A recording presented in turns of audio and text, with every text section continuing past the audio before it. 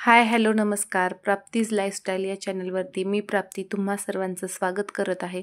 तर आता मी सकाळची कामं वगैरे सगळे आवरलेली आहेत आणि देवपूजा वगैरे झालेली आहे. तर लगेच मी लागते आता स्वयंपाकाला. तर इथं मी करणार आहे वड्याची भाजी, बेसन पिठापासून जी बनवतात त्या वड्याची भाजी. तर प्रत्येकांची पद्धत वेगवेगळी असते. तर मी आता जी दाखवली त्या पद्धतीने करते. तर इथं घेतलेलं आहे मी बेसन पीठ आणि त्याच्यामध्ये थोडीशी हळद, लाल तिखट, मीठ आणि ठेचलेला लसूण आणि थोडीशी कोथिंबीर हे घालून घ्यायचे आणि ओवा पण टाकलेला आहे थोडासा. तर हे सगळं घालून व्यवस्थित असं मळून घ्यायचं आहे. आणि मळताना एक लक्षात घ्यायचं आहे की पीठ कधीही मळताना पाणी कमी कमी करून घालायचं आहे. एकदाच जर घातलं तर पीठ पातळ होईल आणि मग ते लाटताना खूप त्रास होतो, कारण ते बेलण्याला पोलपाटाला सगळं चिटकून जातं. त्यामुळं थोडं थोडं पाणी घालूनच पीठ मळून घ्यायचं आहे घट्ट असं. तर इथे मी मळून घेतलेलं आहे. बेसन असल्यामुळं कितीही घट्ट हे केलं तर चिटकतंच ते. त्याच्यामुळं होता होईल तेवढं पीठ घट्ट मळण्याचा प्रयत्न करायचा आहे. आणि तर इथं मी घेतलेलं आहे कोरडं पीठ, पोलपाटला लावून घेतलेलं आहे आणि वरती पण बेसनच्या गोळ्याला पण लावून घेतलेलं आहे आणि व्यवस्थित असं ते लाटून घ्यायचं आहे. जास्त जाडही करायचं नाही आणि जास्त पातळही लाटायचं नाही. व्यवस्थित असं लाटून घ्यायचं आहे. तर इथे मी लाटलेलं आहे आणि लाटल्यानंतर आता चाकूने कट करून घ्यायच्यात, वड्या पाडून घ्यायच्या आहेत. तर वड्या लहान मोठ्या आकाराच्या करू शकतो. वड्या पाडताना जर व्यवस्थित कट करता येत नसतील तर अधूनमधून चाकूला कोरडं पीठ लावून घ्यायचं आहे. इथे मीही लावलं होतं पण ते काही व्हिडिओमध्ये आलं नाही, त्यामुळं सांगते मी की अधूनमधून थोडंसं चाकूला कोरडं पीठ लावून घ्यायचं आहे आणि मग वड्या पाडायच्या आहेत. व्यवस्थित अशा पडतात, नाहीतर मग ते चिटकून सगळे एका जागीच गोळा होतात. त्यासाठी कोरडं पीठ अधूनमधून थोडंसं लावायचं.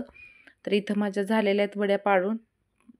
तोपर्यंत मी तिकडे गॅसवरती पाणी गरम करायला ठेवलं होतं. कधीही कुठलीही भाजी करते वेळेस पाणी गरमच करून घालायचं. थंड पाणी कधीही भाजीमध्ये घालायचं नाही.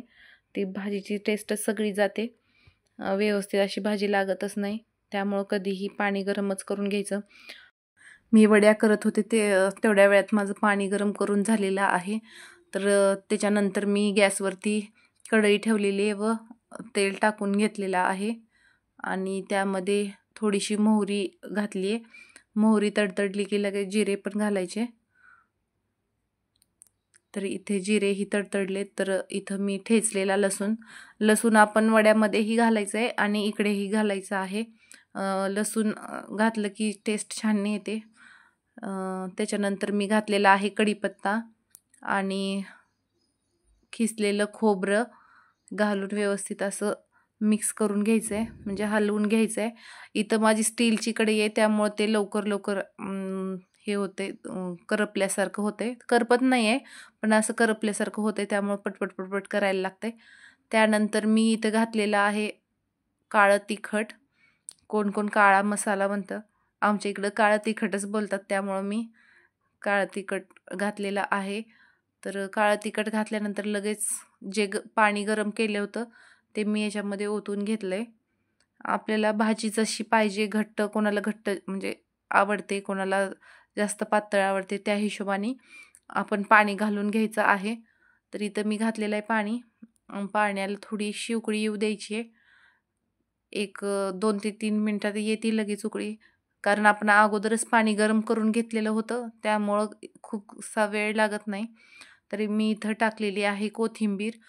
तर मला कोथिंबीर खूप आवडते त्यामुळं मी टाकतच असते आणि छान लागते. कोथिंबीर घातलं ना तर भाजी खूप छान लागते, त्यामुळं इथं कोथिंबीर टाकलेली आहे. तर बघू शकता आता आलेली आहे, पाण्याला उकळी आलेली आहे. तर उकळी आल्यानंतर लगेच आपण त्यामध्ये वड्या टाकून घ्यायच्या आहेत. एक एक करून टाकायच्या आहेत वड्या. एकदमच टाकल्या तर ते पूर्ण चिखल झाल्यासारखंच होऊन बसल. त्यामुळं एक एक करून टाकायच्या आहेत आणि एकाच जागी टाकायच्या नाहीत. कढईमध्ये सगळीकडे पसरवून टाकायच्या आहेत, म्हणजे ते एकमेकांना चिटकणार नाही. आणि गॅस मीडियमवरतीच ठेवायचा. जास्त मोठाही करायचा नाही आणि कमीही करायचा नाही. मीडियम फ्लेमवरती ठेवायचा. आणि इथं माझ्या वड्या टाकून झालेल्या आहेत आणि एकदा हलक्या हाताने व्यवस्थित असं हलवून घ्यायचं आहे, कारण मग वड्या एकमेकाला चिटकू नये. त्यासाठी जास्तही हलवायचं नाही, कारण नाहीतर मग वड्या तुटतील. थोडंसंच 1-2 वेळा फिरवून घ्यायचं बस. त्यानंतर मीठ टाकलं नव्हतं मी, तर आत्ता मीठ टाकते. ते आधीही टाकलं तरी चालतंय, पण मी विसरले होते म्हणून मी आत्ता टाकते. तर मीठ टाकलेलं आहे थोडंसं. आणि भाजी मी इकडं शिफ्ट केलेली आहे आता दुसऱ्या ह्याच्यावरती, कारण इकडं ठेवलं मी तवा चपाती करण्यासाठी. तर आता थोडीशी भाजी होत आली तेव्हाच कूट टाकायचा, आधी नाही टाकायचं. आता थोडा वेळ आहे शिजायला तेव्हाच भाजीमध्ये कूट टाकायचं थोडासा. भाजीला टेस्ट छान येते अजून त्यामुळं. आणि भाजी एकदमही पाण्यासारखी नाही होत, घट्ट असं जास्त घट्टही नाही आणि जास्त पातळही नाही, अशी व्यवस्थित अशी होती कूट टाकल्यामुळे. तर तिकडं भाजी माझी शिजते तोपर्यंत मी इकडं करून घेते चपात्या. तर चपात्या करते वेळेस मी अगोदरच पीठ मळून ठेवलेलं होतं खूप वेळचं. तर फक्त मी त्याला तेल लावून थोडंसं पोलपाटवरती मऊ करून घेतलेलं आहे. त्यानंतर मी लगेच चपात्या करायला घेतलेत. तर चपात्या मी रोज अशाच चपात्या करते, फोल्ड करूनच. ते 2 पदरी वगैरे चपात्या मला करायला आवडतच नाहीत आणि मी कधी केल्याही नाहीत तशा चपात्या, आणि आमच्यात ते खायला पण कोणाला आवडत नाही. अशीच ही चपाती छान लागते खायला पण, मऊ होती. त्यामुळं अशाच रोज चपात्या असतात आमच्या घरी. तर माझ्या इकडं चपात्या होत आहेत तोपर्यंत इकडं भाजीही शिजते आणि भात मी अगोदरच लावून घेतलेला होता. ते काय मी शूट करत बसलं नाही. जर सगळं शूट बसायचं म्हणलं तर खूप मोठा होईल व्हिडिओ, त्यामुळं ते काही मी शूट केलेलं नाही. तर कधीही पहिली चपाती टाकते वेळेस थोडंसं तेल तव्यावरती जास्त टाकायचं, चपाती चिटकत नाही त्यामुळं. तर मी टाकलेली आहे चपाती, भाजत वगैरे आलेली आहे आता. तो मध्येच कट झाला व्हिडिओ. तर अशा प्रकारे माझ्या चपात्या सगळ्या झालेल्या आहेत. तर शेवटची चपाती मी टाकून घेतलेली आहे. इथं शेवटची चपाती मी भाजते. लगेच मी किचन ही क्लीन करून घेणार आहे, कारण पीठ वगैरे पडलेलं असतं. त्यामुळं लगेचच्या लगेच किचन जर क्लीन केलं तर मग परत कंटाळा येतो. जेवल्यानंतर तर नकोच वाटतं करायला. त्यामुळं लगेच मी स्वयंपाक झाले एखाद्या वेळेस भांडे ठेवल, पण किचन कधीच ठेवत नाही, असं मला आवडतही नाही. किचन पहिले क्लीन करून घेते आणि मग नंतरच जेवण वगैरे करत असते. किचन अगोदर क्लीन करून घेतलं, पहिलं एकदा करून घेतलं, कारण पीठ वगैरे खूप पडलेलं होतं. तर गरमच होती शेगडी, तर त्याचे स्टँड वगैरे काढून ठेवले कपड्यानीच, कारण एक चपात्या केलेलं होतं तर ते खूप पळत होतं. त्यामुळं परत थंड व्हायचं जर बघत बसलो ना तर मग ते कंटाळ राहिलं की मग राहून जातं. त्यामुळं मग पटपट ते पुसून वगैरे घेतलं, क्लीन करून घेतलं किचन वगैरे. आणि इथं माझं सगळं स्वयंपाक वगैरे झालेला आहे, भाजी पण झालेली आहे आणि स्वयंपाक किचन वगैरे क्लीन करून झालं आहे. तर मग मला लक्षात आलं की लोणचं रोज काय होते माहिती का, याच्यातनं एवढं मोठा डबा आहे ना, त्याच्यातून घ्यायला खूप अवघड पडतंय. म्हणून म्हणलं की छोट्या डब्यातच आज लोणचं काढून ठेवावं. तर एका छोट्या डब्यामध्ये थोडंसं मी लोणचं काढून ठेवलं इथं, म्हणजे रोज घ्यायला पण एवढं त्रास नाही होणार. ते हात घालून डब्बा असं उंच आहे ना, तर हात घालून घ्यायला खूप त्रास होत आहे. तर लोणचं वगैरे काढून ठेवलं मी आणि लगेच कपडे मशीनला लावावं म्हणलं, कारण कपडे राहिले की मग खूप उशीर होतो आणि पावसाळा चालू आहे एकतर, कपडे वाळत नाहीत लवकर. मग त्यामुळं मग मी मशीनला लावते. तर इथं मी लिक्विड टाकून, आणि एक फ्रंट लोडची जी मशीन असते, म्हणजे फुल ॲटोमॅटिक जी मशीन असते, तर त्याला जास्त करून नाही तर लिक्विडच वापरायचं असं आम्हाला सांगितलेलं होतं. तर त्यामुळं मी लिक्विडच वापरते. तर थोडंसंच लिक्विड टाकलेलं आहे मी, कारण कपडे पण एवढे काही जास्त नव्हते, थोडेसेच होते रोजचेच. त्यामुळं थोडंसंच लिक्विड टाकलेलं आहे आणि मशीनचं बटन चालू करते आधी, मेन स्विच. त्यानंतर आता इथं जर कपडे जास्त असतील म्हणजे तर जास्त वेळ लावते मी, कधी 54 किंवा 47चं, तर इथं मी आता 14चंच लावणार आहे आणि त्याला वाढवणार आहे, कारण जास्त पाणी घेते ना मशीन, त्यामुळं मग जास्त ह्याचं लावते, कारण ते व्यवस्थित पण निघतील असे. रोजच्या कपड्यासाठी हे टायमिंग बरोबर आहे असं मला वाटतं, म्हणून मी निघतात कपडे छान, म्हणून मी रोजच्या टायमिंगला रोजच्या कपड्यांसाठी हेच टायमिंग लावते. तर इथं माझी मशीन चालू आहे, तोपर्यंत म्हणलं मी आपलं जेवणही होतं, इकडे कपडेही होतात. तर कपडे आधी लावून घेतले, म्हणजे मग परत जेवण झाल्यानंतर टाकायला बरं होतं. तर जेवण वगैरे झालं आमचं, मग थोडासा आराम केला, कारण खूप सकाळपासून कामं झालेली होती. कारण घरातलं सगळं आवरायचं, झाडून वगैरे, देवपूजा, स्वयंपाक, नंतर जेवण, भांडे, जेवल्यानंतर भांडे वगैरे घासले, ते सगळं करण्यात खूप वेळ झाला. मग थोडासा आराम केला आणि म्हणलं संध्याकाळी, कारण मला काही करून आज ते ब्लाऊज द्यायचेच होते, म्हणजे उद्या सकाळी द्यायचे होते, आज काही करून कंप्लीट करावेच लागणार होते. त्यामुळं मी बसले लगेच, संध्याकाळी चहा वगैरे घेतला थोडासा आणि म्हणलं चला आता ब्लाऊज शिवायला बसावं.